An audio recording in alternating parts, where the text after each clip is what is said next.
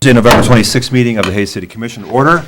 Second item on the agenda, consider approval of the minutes from the regular meeting held on November 14th, 2019. Are there any additions or changes? I have none. They are approved as presented. Mr. Ripp, financial statement. Thank you. This is a report of financial summaries for the City of Hays, month ended October 31, 2019. Revenues in October totaled $2,652,760. That's a decrease of $40,000 compared to the same period as last year. The notable areas of increased revenue: transient guest tax was up $54,900. However, when we adjust for the 2% increase enacted in October of 2018, the month ended down $62,500.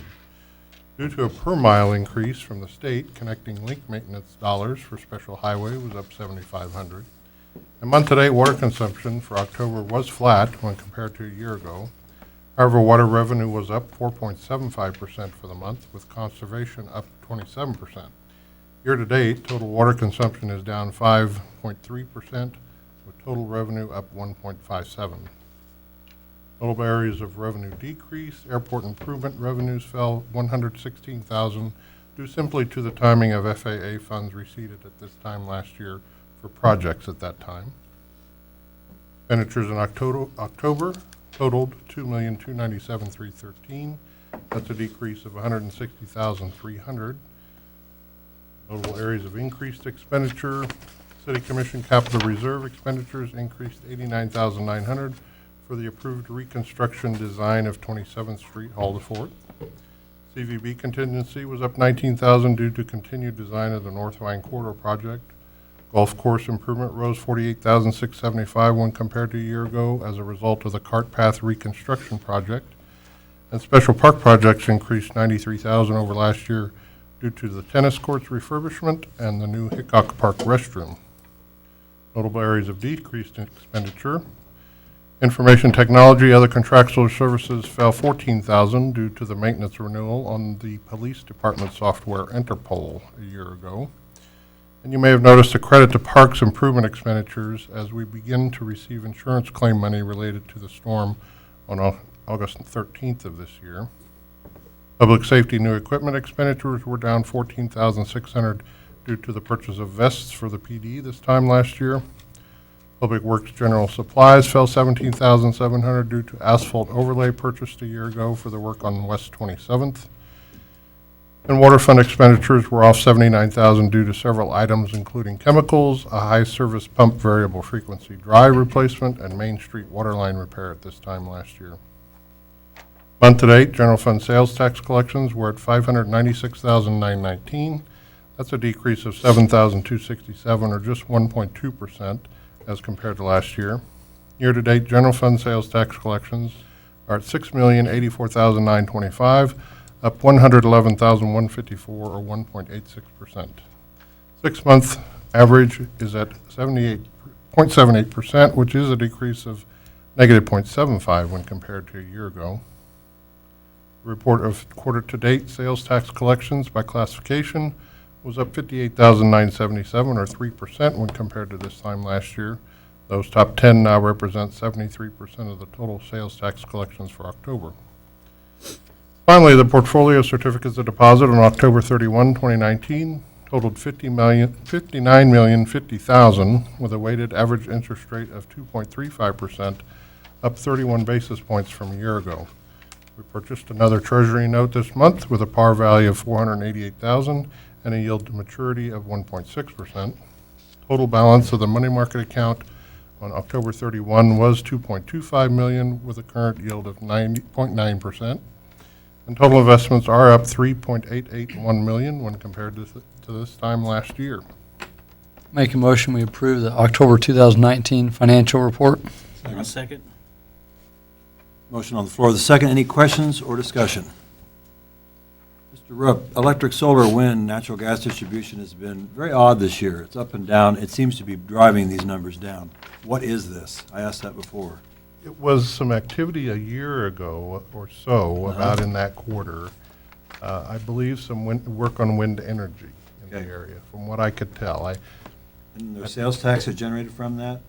Correct. Okay. On the product that they purchased. Purchase, correct. What was the extent of the storm damage that you referenced here in your report? We had several areas, golf course, a few areas of the parks, the airport, police cars. We had quite a claim. Further discussion, call for the vote. All those in favor? Aye. Those opposed, motion Aye. carries 5-0. Thank you, Commissioner Jacobs. Want to welcome everyone to Commission Chambers, both here, at home, on the phone. This is your part of the agenda. It's resident comments. If anyone has a non-agenda item they'd like to address the commission, please come forward now. Consent agenda.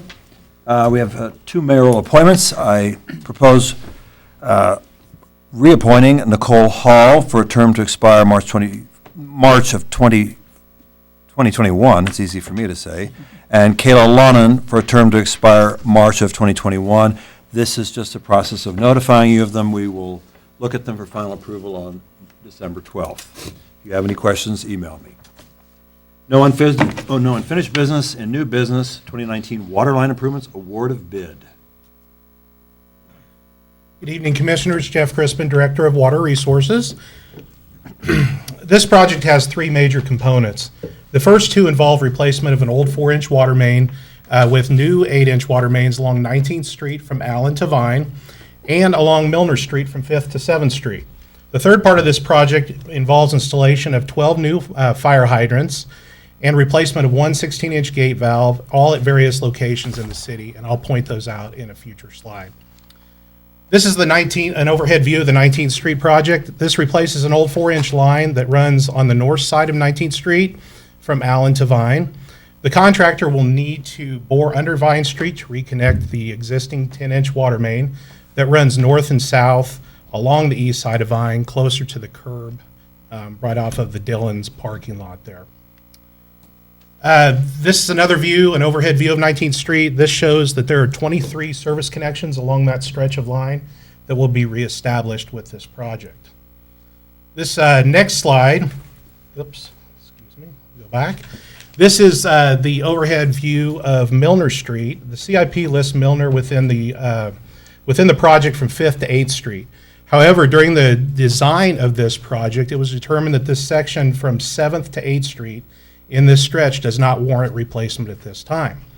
During the early planning phase, staff anticipated the line needed to be replaced from 5th to 8th Street, but when we got to looking at it, that stretch between 7th and 8th is in good shape. It's a 6-inch water line, and it has had very few breaks as opposed to the other water mains, and it's a 6-inch line.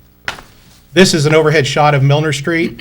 There are 11 service connections from 5th to 7th Street that would have to be reestablished with this project. The fire hydrants, this is a little bit, there's quite a few of them on here. Basically, the hydrants are to be installed to improve fire flow and fire protection service within areas, and they're spread all over the city, so I'll point those out. The first one is in the northwest corner. We really have it just listed here, but it's up further. It's along 183 bypass out at Rand's. It's an additional fire hydrant out there.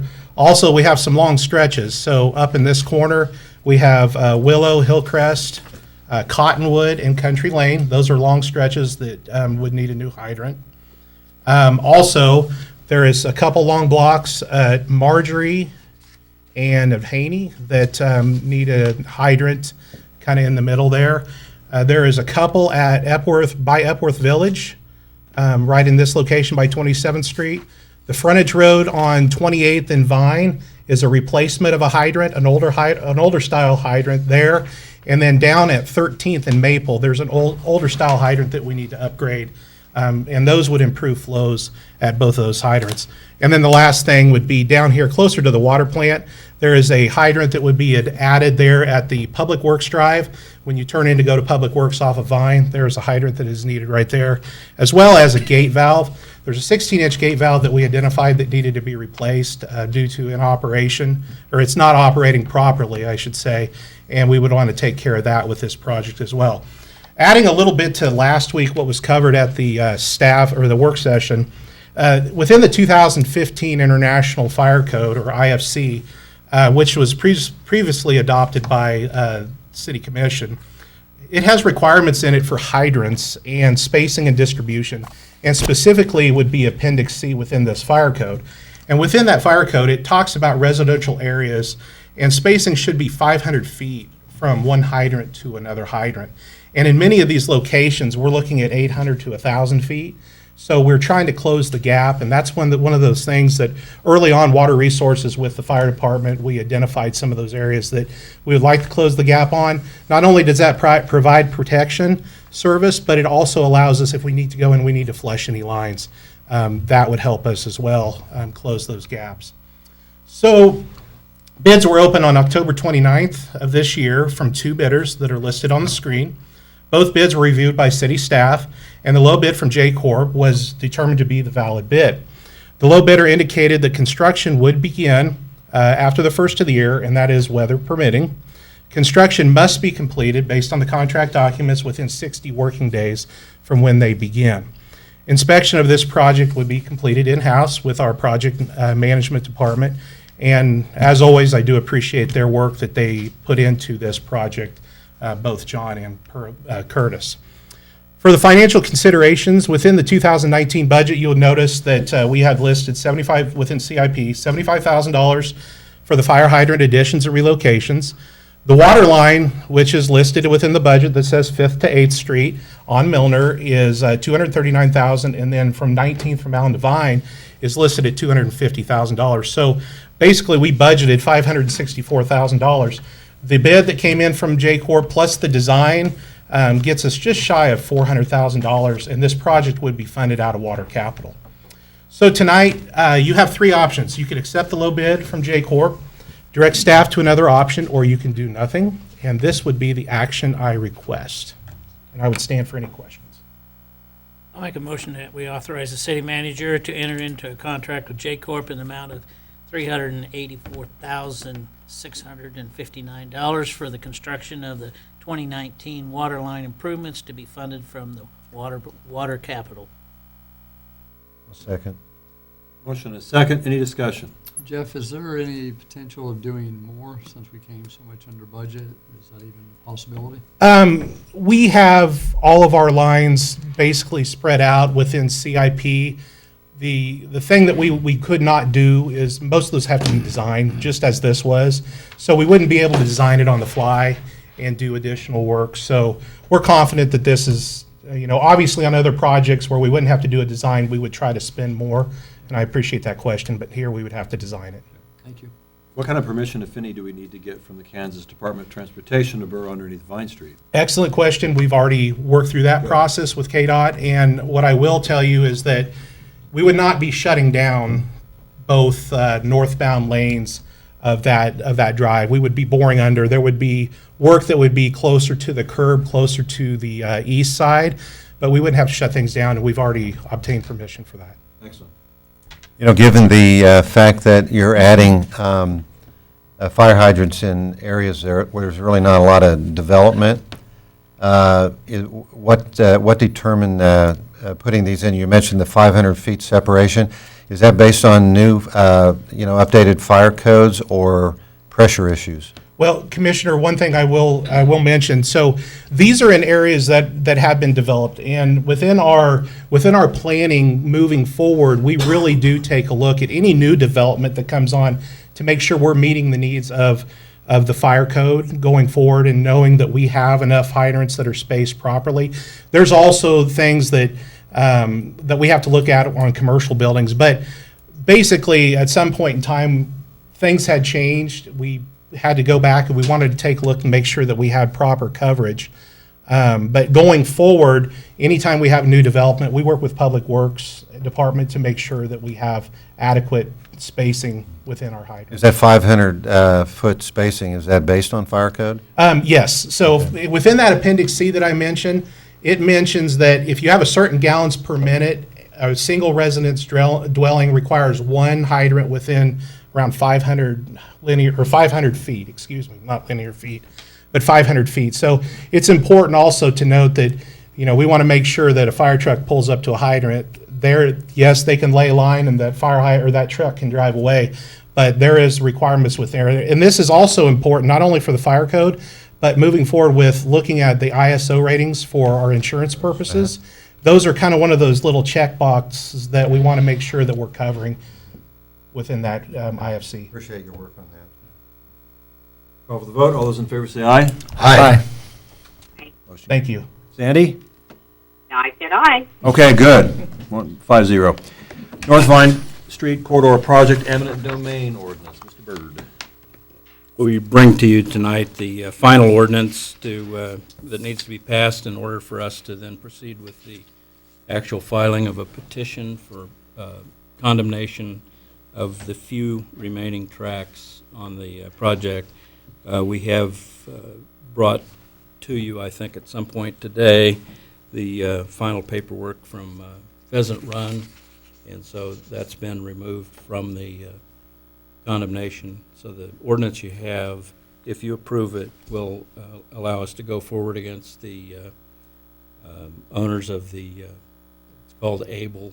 It's the former Ambassador site, a small tract that involves Mark Augustine, and that's kind of a friendly situation where he hasn't been able to get the signature of Mr. Joseph on something we needed, so he knows that's coming. And then Super 8 and the Golden Ox. And I think there are 8 tracks total. Some of them are just temporary easements, and then the rest of them are where we'll actually install improvements and streets that are going in the Ambassador area. Okay. Commissioners?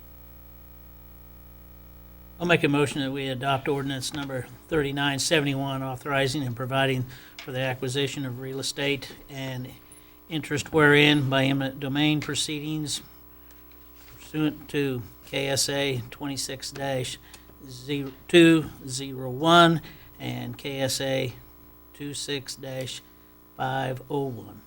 Second. A second. There's a motion and seconds on the floor. Any discussion? Call for the vote. All those in favor say aye. Aye. All those opposed? Aye. Time delay. Light is faster than sound. Nay. Motion carries 4-1. Diamond Grinding award of bid. Good evening, Jesse Rohr, Director of Public Works. So we want to talk about the diamond grinding project for grinding some concrete streets this evening. As you know, diamond grinding is used to remove bumps on concrete streets where the joints have faulted or the concrete panels have warped. Diamond grinding was accomplished in 2018 on the concrete portions of Canterbury Drive and 27th Street. Originally, we had also bid diamond grinding as part of the 2019 street maintenance program.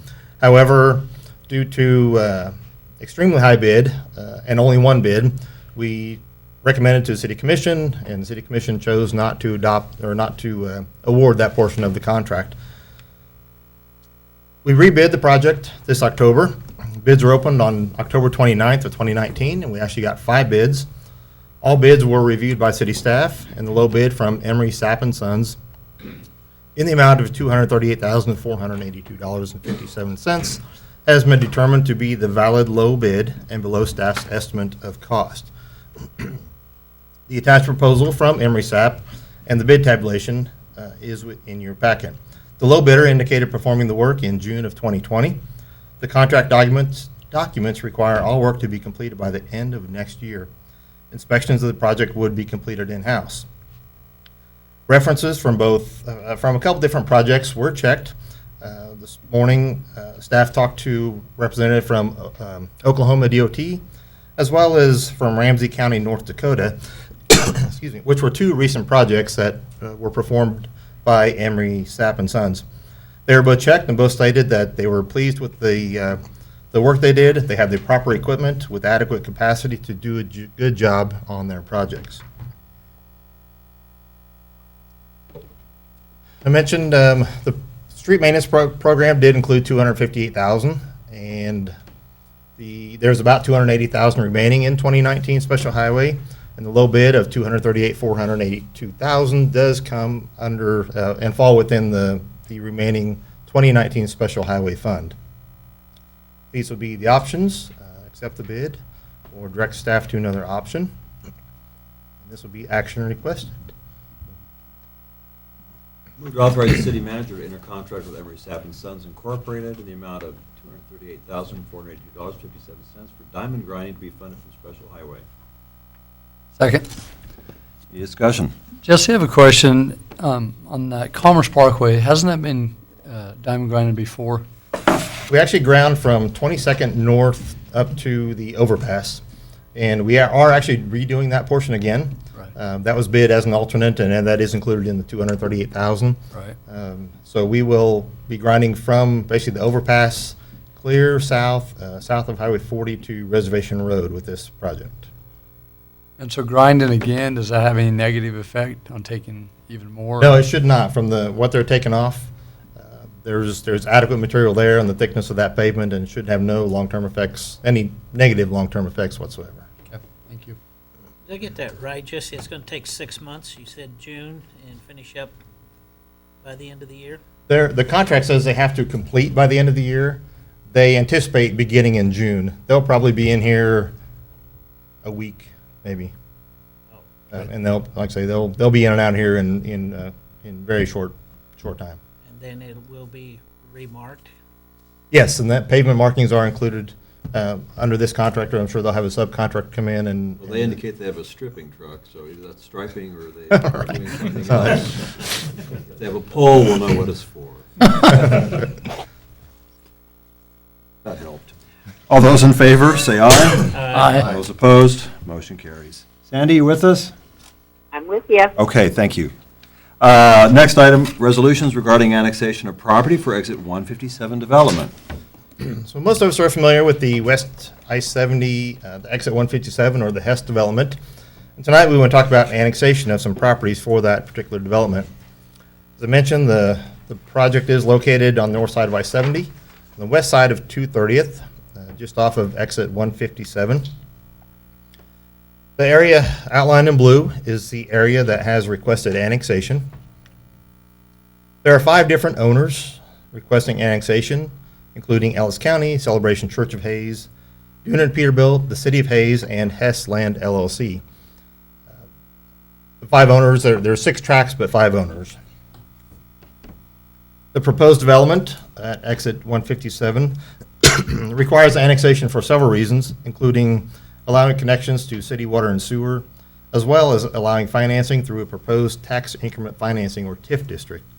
Upon annexation approval, the developer plans on extending city water and sewer mains, as well as making improvements to 230th Avenue and 55th Street, as well as streets within the development itself that will allow access to the new proposed commercial development. Based on state statute, there is a specific process that must be followed for annexation. Of these 6 different properties, 5 of them are considered non-contiguous, and there is an extra step required for those properties. The first step for all the properties is to come before you tonight requesting a resolution, and assuming your outcome tonight is a positive one, passing the resolutions, the 5 non-contiguous properties would move on to the county. That is scheduled for December 2nd, and if approved by the county, all 6 properties would come back for final action on December 12th by requesting approval of an ordinance. So your options be to approve resolutions requesting a determination from Ellis County Commission by resolution on the 5 and approval of the resolution on the City of Hayes contiguous tract, or not approve the resolutions. And this will be the action required, and I'll leave it up to you whether you want to read all those or. I move we approve resolution number 2019-013 for property held by Hess Land, Inc., LLC, containing 34.935 acres is legally described within resolution. Second. There's a motion, a second. Any discussion? All those in favor say aye. Aye. Passes 5-0. Next, approve resolution 2019-014 for property held by Board of Ellis County Commissioners containing 2.045 acres is legally described within the resolution. Second. Any discussion? All those in favor say aye. Aye. Motion carries 5-0. Approve resolution 2019-015 property held by BBJ LLC containing 2.604 acres is legally described within the resolution. Second. Any discussion? All those in favor? Aye. Aye. Motion carries 5-0. Approve Resolution 2019-016 for property held by BBJ LLC containing 0.118 acres as legally described within the resolution. Second. Discussion? All in favor say aye. Aye. Motion carries 5-0. Approve Resolution 2019-017, property held by Celebration Community Church of Hayes containing 2.17 acres as legally described within the resolution. Second. All those in favor say aye. Aye. Aye. Motion carries 5-0. Finally, approve Resolution 2019-018 for property held by the City of Hayes containing 5.17 acres as legally described within the resolution. Second. Any discussion on that? All those in favor say aye. Aye. Aye. Motion carries 5-0. Thank you. Like filibuster up here. We ready to go on the next one? I am. Hopefully, we'll be back on December 12th for final action on this one. So. Yes. Unified Development Code, some minimum lot size, street frontage, and other things. All right, one more item from me. The purpose of this agenda item is to request some changes to certain sections of the Unified Development Code, or the UDC, as I'll refer to it. The sections pertain primarily to density, lot size, street frontage, and also parking. Over the last few months, the Planning Commission has held discussions on density of development and how it's regulated within the UDC. Excuse me. Minimum landscaping area, floor area, lot area, street frontage, and maximum building height are all regulated within the UDC and can directly impact density. Upon utilizing the UDC, it has been shown that certain various requirements may be overly restrictive. Also within the UDC are certain limited requirements for specific uses that can also impact density. As an example, something we'll talk about in a bit, is the minimum size of a parcel for a hotel or motel proposed for development per the UDC must be a minimum 3 acres. Staff feels this is too restrictive, and as long as other minimum requirements are met, there's no need for a minimum lot size for a hotel motel. This is a current regulation in the UDC that has the minimum requirements for area and street frontage. As many of us know, land prices in our area are a big part of the development cost, and by requiring minimum lot sizes for businesses that don't need that much space, it can possibly hinder development. That also goes into minimum street frontage. There are many commercial properties in Hayes that do not have 200 foot of street frontage as would be required by the UDC, and they've been very successful. By reducing or removing some of those requirements, it will hopefully allow developers to determine the size of lots they need themselves. So this on the screen is the proposed change to Table 31301A in the UDC. Again, we see no need to regulate minimum lot sizes for commercial or industrial developments. Lot size should be market-driven and developed as needed for any specific development type. There are two main changes. First, eliminating the minimum area of a lot proposed for development. This will allow a developer to have more flexibility on providing lots for businesses with different needs. It will also make use for land more efficient and potentially increase the density of the developments. The row in this table, if approved, will be removed entirely.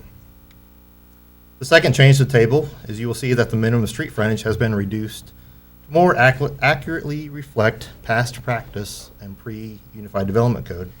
Again, as development design occurs, this allows developers and property owners more flexibility in their design. The other matter, the one I mentioned earlier about the hotel motel, is the minimum 3 acre lot requirement. Staff recommends removing this size requirement, as many hotels can meet the minimum requirements for parking, landscaping, stormwater management without needing 3 acres of land. The last several hotels did not need this much space, and staff feels it's an unnecessary requirement. So the third item I want to talk about is parking. As a result of further discussions with the Planning Commission, a review of parking regulations took place with the intended outcome of ensuring that the parking regulations found within the UDC were sufficient but still reasonable. After research by staff and presentation to the Planning Commission, it was found that, for the most part, the UDC parking requirements seem minimal for specific occupancies and do not require any extensive changes. However, the one suggested small change that came out of this and is being recommended, which could have a big impact in some cases, is the allowable inclusion of on-street parking in the overall count of required spaces. And I'll show you an example of how that would work in just a minute. Oftentimes, a property owner is very near the threshold of meeting the minimum parking requirements, green space requirements, stormwater management requirements. But being short a couple of parking spaces and allowing those spaces to be located within available on-street areas that obviously are already paved can make a big difference in a project.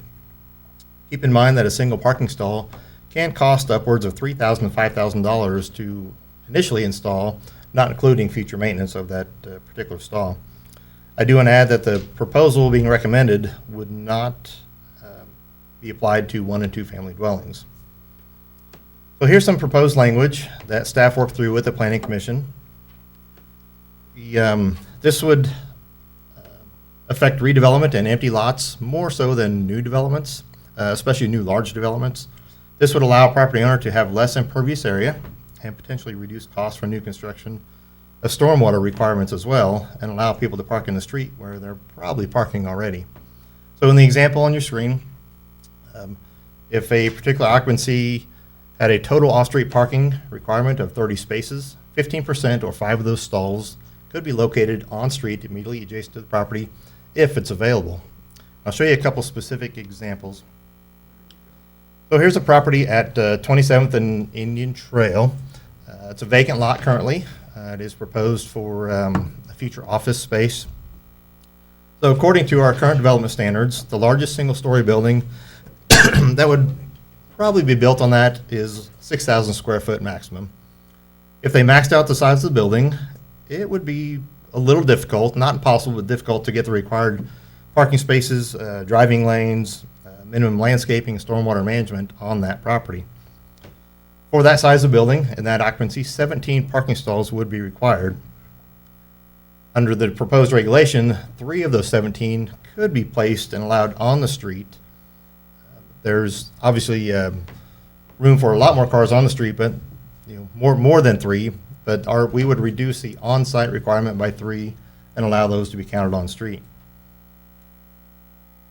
Jesse, go back. So when you say on the street, you're talking like on the frontage road right there? There's parking allowed both on the frontage road and Indian Trail as well. Those 3 would easily fit on the frontage road. And of course, somewhere they'll have a driveway. You take out the driveway, and what we don't want to do is reduce, put in a driveway, you take off at least 1, maybe 2 on-street parking spaces to put them on the lot. So, we have to have a net gain overall. But like I say, in this case, under that scenario, a 6,000 square foot office building and 17 required spaces, 3 would easily fit along the curbside on currently paved area. So this is an example of a multifamily property. This property exists on West 4th Street, was built a couple years ago. Really blurry for some reason tonight. So the property, this development, is actually a 12-plex. It required 24 off-street parking stalls. This property they took about 3.5 lots, tore down some homes when they built this property. There's about 175 foot of street frontage on the property. Some of it's taken up by driveway. There's 90 to 100 foot of curb remaining. Had we had such a regulation in place when this was built, 4 of their on-site parking stalls could have been placed on street. Well, like I say, they're parking already on the street as well. I know last week there was discussion about whether this would apply to commercial as well as residential. Of course, as we move forward here, you would have the option of modifying that proposed language if you chose it, if you want to recommend it at all. It could apply to just commercial only, not residential. Like I say, it is written to not apply to 1 and 2 family dwellings. So you could approve changes to regulations as recommended or make other recommendations. There's 3 different areas, so there are 3 different ordinances, 3 different actions, so you could take action on all of them or any of them as you see fit. With All right, that, I move we approve ordinance number 3972, amending UDC Table 3.1.301A as proposed to reduce minimum lot sizes and reduce minimum street frontage. I'll second. Any discussion? So with the hotel, which is next, the genesis of that was an observation that no one's building 3-5 acre hotel motel properties anymore. They're building smaller. The parking, we're kind of sure. So what was the genesis of this proposal? For the lot size. the first one? Yes. So primarily what we were looking at is what really started to forced us to look at it was the street frontage. Commercial lot, a new developed commercial lot would require 200-foot minimum street frontage. And looking back over past developments, there's very few that had a minimum 200-foot. We have commercial properties on as little as 50-foot street frontage and on up. 100, 150 foot. Those are large commercial lots, and so we just saw it was excessive. So in looking at that one area, looked at the table, the minimum lot area as well, and just felt, again, having it market driven versus regulated in such a way prompted the change.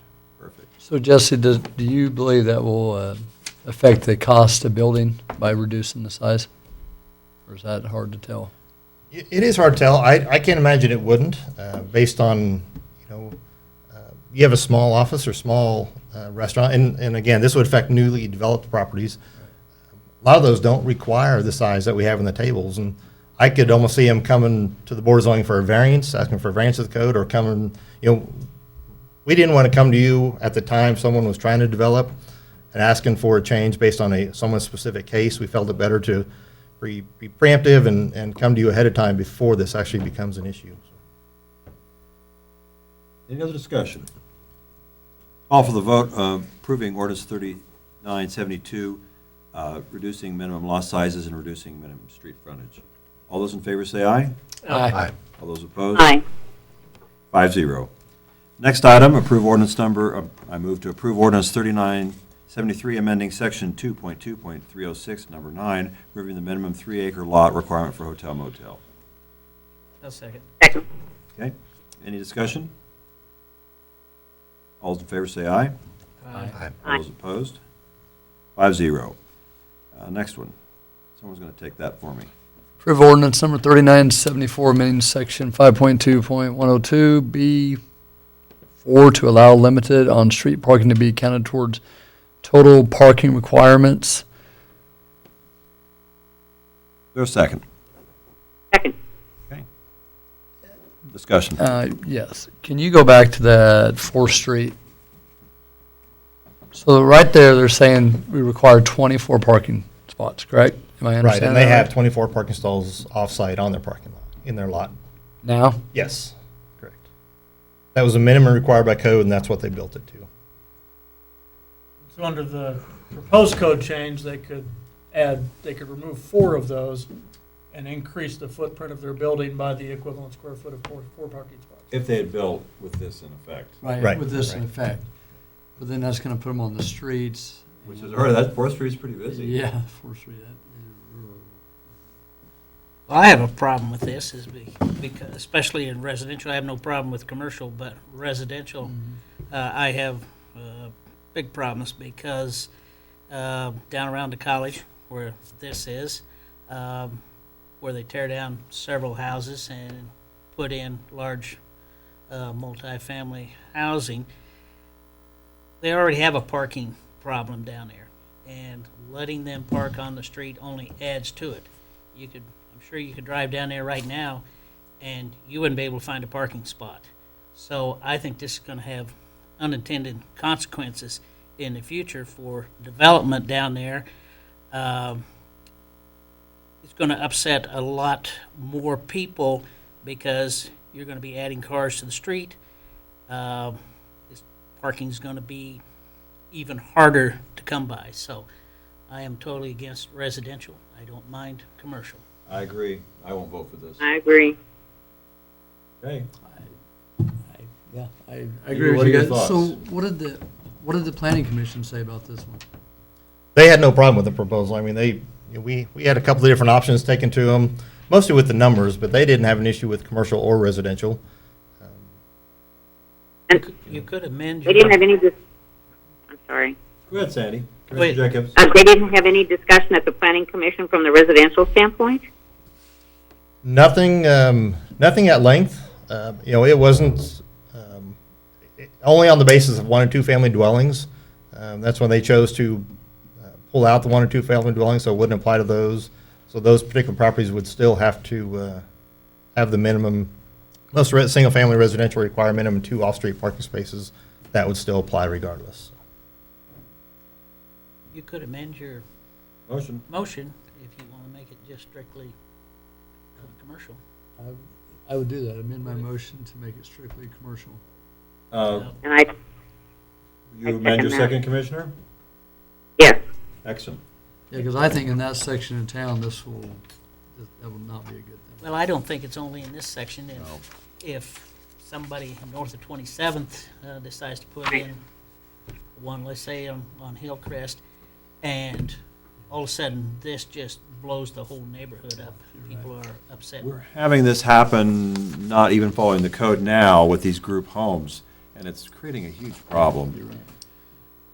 What's the total, did they figure the total parking on 4th Street? The total on-street or the, From, say, Ash Street over to, I believe that's Elm Street? Runs in front of the, Well, it's not Right. contiguous, you see, because Forest comes and it drops down, and so there isn't a linear.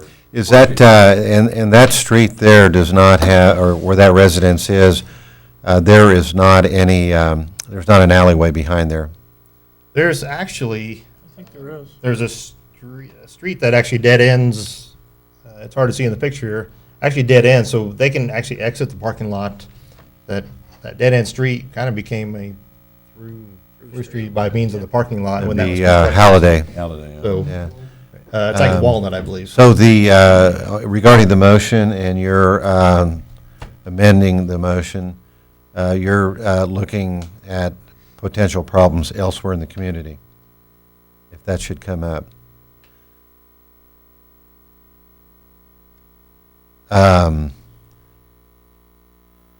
Certain areas, I know, north of 27th Street on, I believe, Walnut and Hillcrest, I think they've got an existing covenant there about rental property or multifamily. So I'm not sure where all's, and I realize this could probably pop up anywhere, so I'm not really arguing the motion, I'm just kind of thinking out loud here, whether, how serious a problem that is.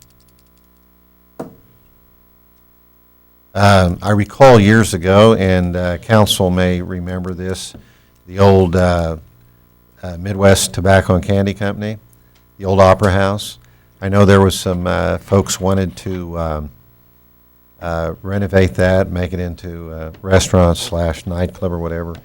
And I think their drawback there was they couldn't provide the parking because that building took up that whole lot. And they couldn't, even including you weren't allowing the street parking at that time, so they abandoned that idea. I think that's correct.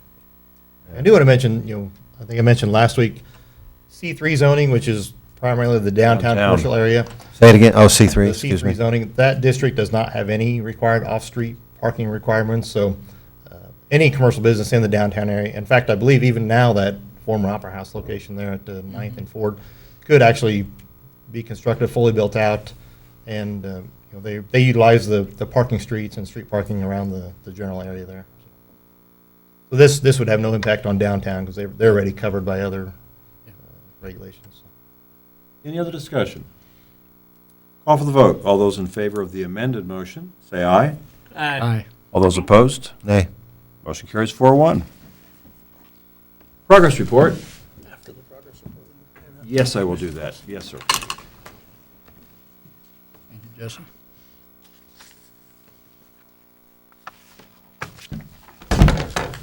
Toby Doherty, City Manager.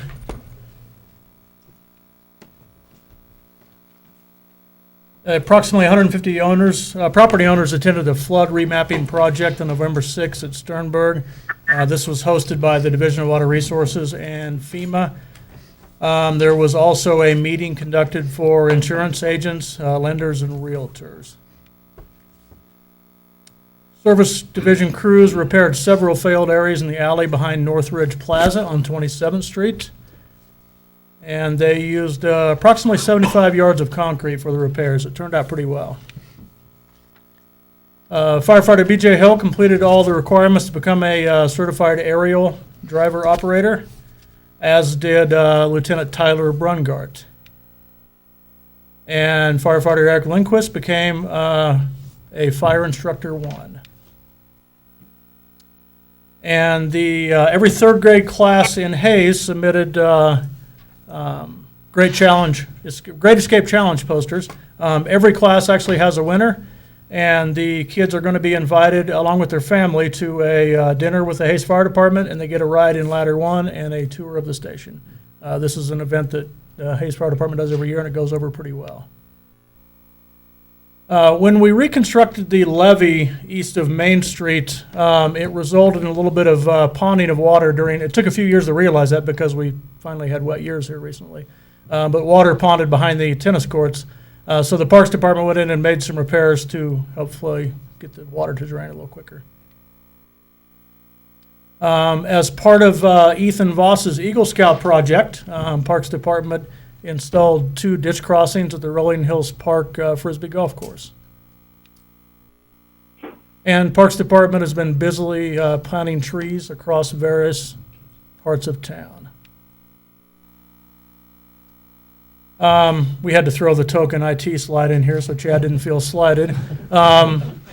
This week or this month, IT migrated CVB, fire, airport, and IT applications to a new server, and this was planned, but it was moved up a little quicker due to server failure. Hayes Police Department participated in the Trick or Treat in the Bricks event. That went over very well. And officers are participating in No Shave November, as I see as our Water Resources Director. Yeah, not a good look. Not a good look. Chief Don Scheibler and Detective J.B. Burkholder read the preschool and first grade classes in honor of Kansas So did Reed. the mayor. They were great. We read 2 books. In preparation for utilizing less water in the wintertime, Water Resources staff brought the West Primary clarifier online, and this is the smaller of the 2 clarifiers. They also then removed the shade balls. The City Commission remember the shade ball project that we did in lieu of a very expensive canopy over the top of it. So the shade balls were removed. They were cleaned, palletized, and stored in the building. And then that East Primary will be taken offline during the winter months. That was a very successful project. The picture on your left is the Water Resources staff making a point repair to the sewer at 14th and Fort. And then the picture on the right is them repairing a sewer line between 12th and 13th on Fort. And you can see it's an extremely deep application. We have trench boxes installed. We've been doing a lot of sewer line repairs all over town. Janet Kuhn received the Leilani Thomas Spirit of Tourism Award at the Kansas Tourism Conference this year. This was noted by her peers, or voted by her peers, and we're very proud of her for receiving that.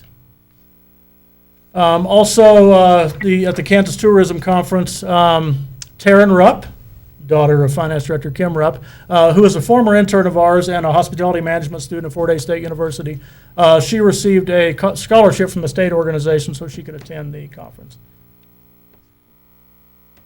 And in project management, the western 2/3 of Ash Street was reconstructed. I don't know why we did it. It wasn't really hardly needed at all, but it looks pretty good now that it's finished. That's great. And then the Elm, Ash, and 4th Street reconstruction is completed and open to traffic, and that project turned out great. It was a long summer down there, but I think the people are going to be happy to have it finished. And this is an example of the change in the geometry on Elm Street looking south. And then lastly, we have been working with J-Corps to install shoulders on Old Highway 40. City Commissioner may remember last year you authorized 2-foot extensions on shoulders on 8th Street, and then this year it was brought to Old 40, and it is a much-needed project. People are very appreciative of it. And I would like to provide just a quick follow-up on the R9 development update. At the last regular meeting, I gave the commission an update on the project and talked about where we are at in the regulatory process and the request for judicial review that was done by an organization called WaterPack.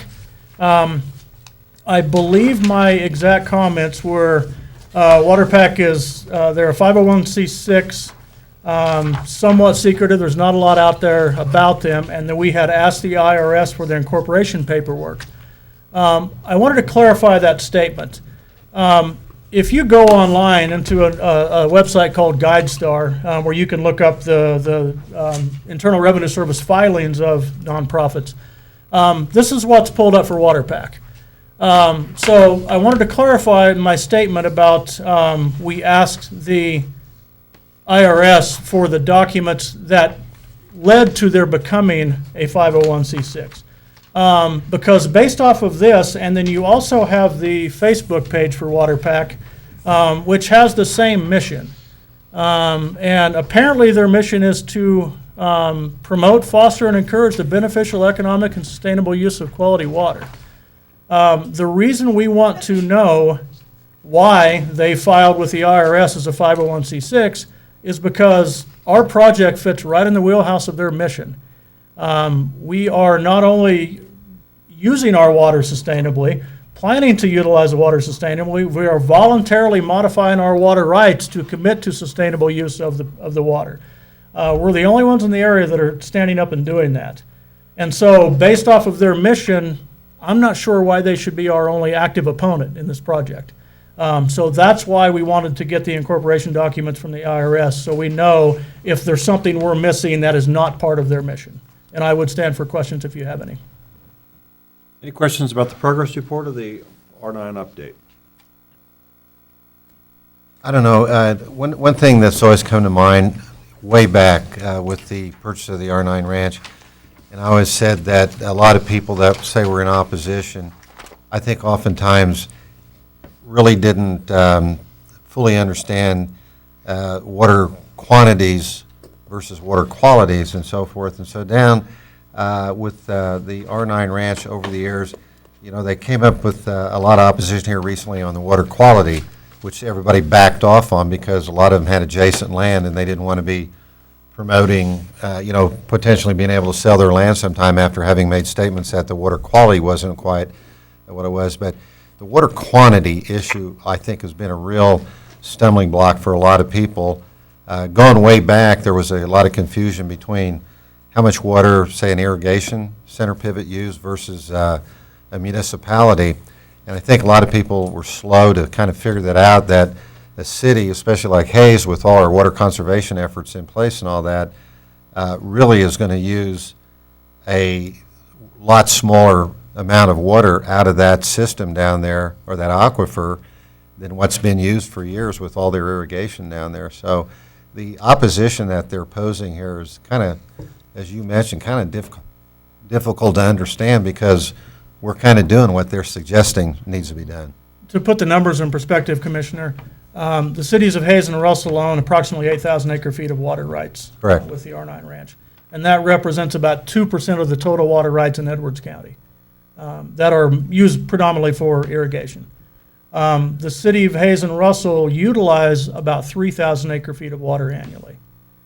The consumptive use numbers of those water rights, meaning if you weren't farming with that water and you were consuming that water, so you're deriving the amount that was actually consumed by the crops if you were using it, is 6,740 or 56 acre-feet of water. We have agreed legally with the state of Kansas to limit our yield on a 10-year running average to 4,800 acre-feet of water. So we've taken a significant reduction in our legally available amount of water.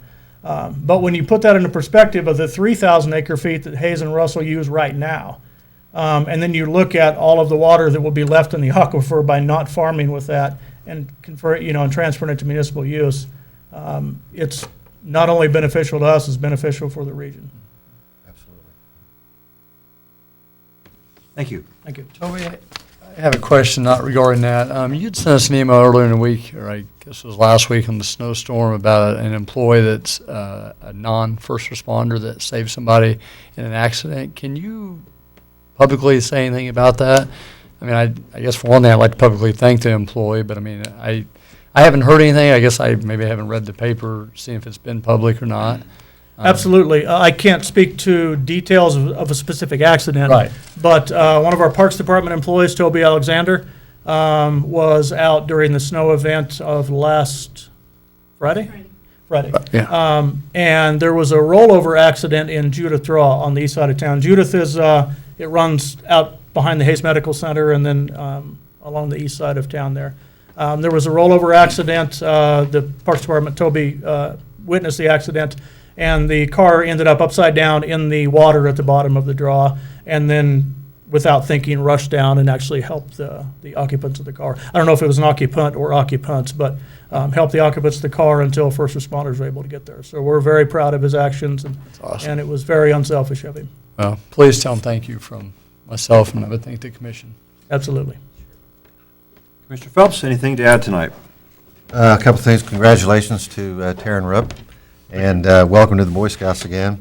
But I was also going to point out, if anybody's been out to the compost site lately, the participation by people in this community utilizing that compost site is just extraordinary. And I was out there the other day and walked down there where they've got all the furrows, and they've actually extended that.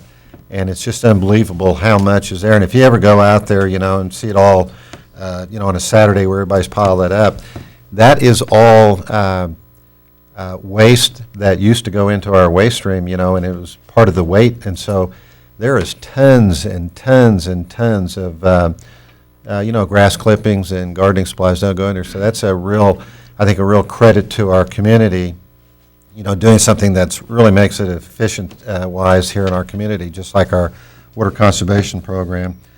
And other than that, I'd like to wish everybody a happy Thanksgiving. Excellent. Commissioner Melick. Happy Thanksgiving to everyone. Commissioner Jacobs. I too would like to wish everyone a very blessed Thanksgiving. We all have much to be thankful for.